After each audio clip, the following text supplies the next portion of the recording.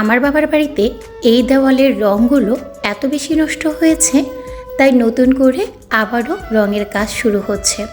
শুধু তো এই রুমটা না, পুরো বাসার রঙটাই আস্তে আস্তে চেঞ্জ করা হবে। কিছু রং মিস্ত্রিরা করবে, কিছু রং আমরা করব। সেই সাথে পুরো বাসার মানে দুইটা ইউনিটের রঙটাই আমরা মোটামুটি চেঞ্জ করার চেষ্টা করেছি।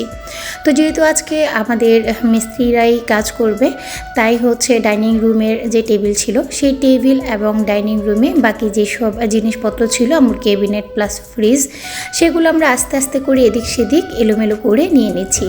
সেই সাথে যখন মিস্ত্রিরা কাজ করবে পুরো বাসায় ধুলাবালি জমে যাবে, তাই আমি বুদ্ধি করে 2 দিন আগেই হচ্ছে অনলাইনে একটা ওয়াটারপ্রুফ বেডশিট অর্ডার করেছি।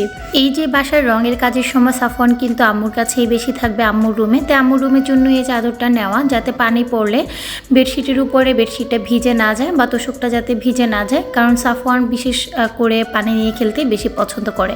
আর এই চাদরটা কিন্তু অনেক বেশি সফট, এটার পিছনটা হচ্ছে একটু র্যাক্সিন টাইপের, কিন্তু অনেকেই বলে এটা নাকি পুরোটা র্যাক্সিন না, এটা অনেক সফট একটা চাদর। আর এই যে খাটে বিছানোর পর দূর থেকে তো আপনি দেখে কোনোভাবেই বুঝতে পারবেন না যে এটা ওয়াটারপ্রুফ বেড কাভার।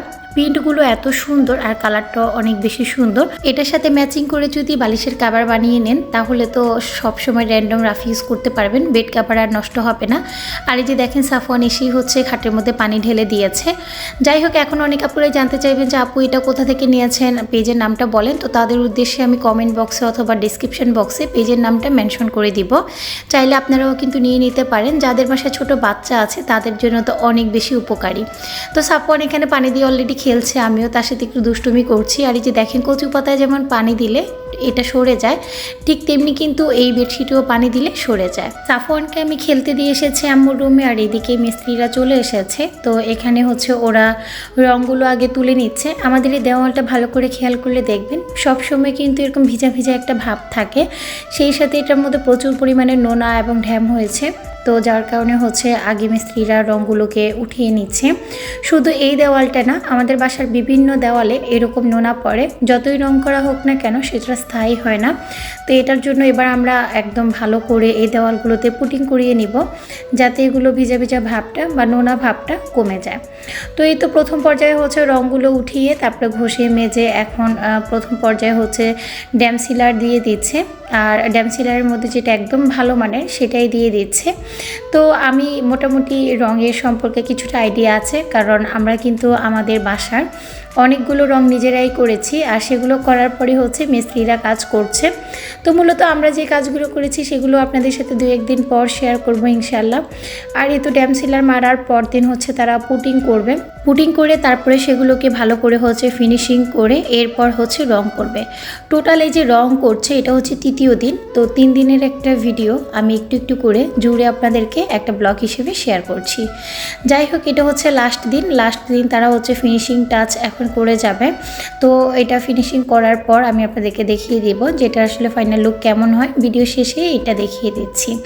তো আমরা হচ্ছে ওই বড় ওয়ালটা রেখেছিলাম ক্রিস্টাল গ্রিন আর এটা দিচ্ছি আমরা লাইট অরেঞ্জ। তো এটা হচ্ছে আমি কালার মিক্সিং করেছি, মূলত আমার আইডিয়াতেই এই কালারটা করা।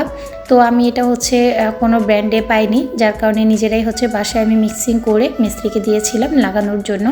আর মহসিন ভাই খুবই আন্তরিক, তাই মহসিন ভাইকে যেভাবে বলছিলাম উনি সেভাবে আসলে কালারটা করে দিচ্ছিল।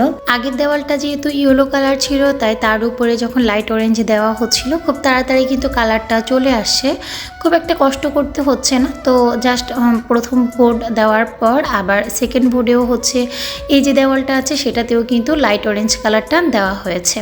তো সেগুলো আর ধরিনি, এটা হচ্ছে ফাইনাল লুক। রং করার পর দিন মানে রংটা ভালো করে শুকানোর পর দিন হচ্ছে এটা ফাইনাল লুকটা আপনাদের সাথে শেয়ার করছি।